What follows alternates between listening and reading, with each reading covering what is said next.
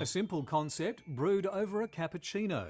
But for more than 2 decades now, it's been an electoral phenomenon. The fall of the coffee somehow calculating the fate of several premiers and a string of prime ministerships across 10 elections. I think it's a great idea. It's really caught on. And what's the latest count? John Howard topped Miss Maud's bean poll a record 3 times, but the popular PM had a bitter taste in 2007.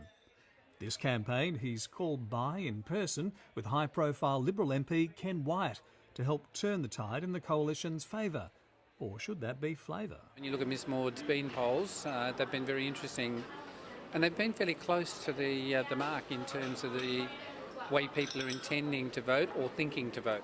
If he wins, he'll be the first person to hold the seat for 2 consecutive terms. Because it was originally won by Labor, and then it was won by us, and then it was won back by Labor. Ken won it back in 2010.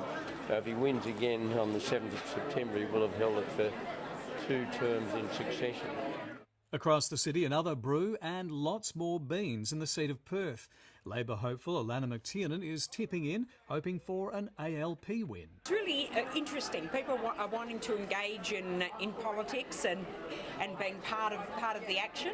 And Maud tells me that this has been a very, very accurate predictor, at least of primary votes.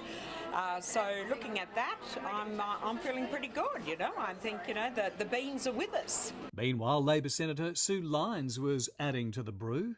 I've participated in it before, putting my bean in. I think it's good. And if people come in and get their coffee, and I watch people coming in and taking it very seriously about where they put their bean. And, if you go down and sit and have a coffee, you might discuss the issues of the day. And I think that's good for all of us. First created in 1996 by Swedish-born restaurateur Maud Edmiston, a coffee bean poll has proved an uncanny measure of the mood of the electorate. That was back in '96. And the election was coming on, and I felt that people weren't engaged in it and didn't have fun with it. And so I came up with this idea that if people could see what people in their own community was feeling, that would give them happiness, plus having an opportunity to sit down with friends and perhaps discuss some issues. It seems coffee gets the conversation going, with voters in WA keen to cast their bean.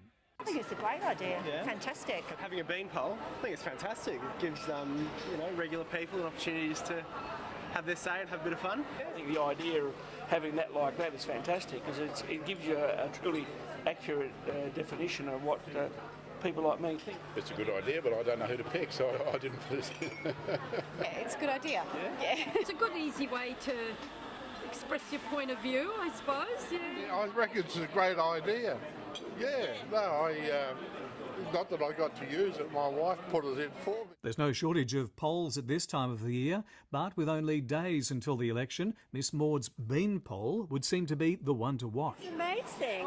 The customers has been spot on every time, and this is the 10th time we're doing it. So, at first I thought it was just plain luck, but then I really worked out that it is with so many people. Last time we had 50,000 people who took part in the coffee bean poll. Either way, the results will be unveiled on election eve with a giant cake decorated with the final bean count.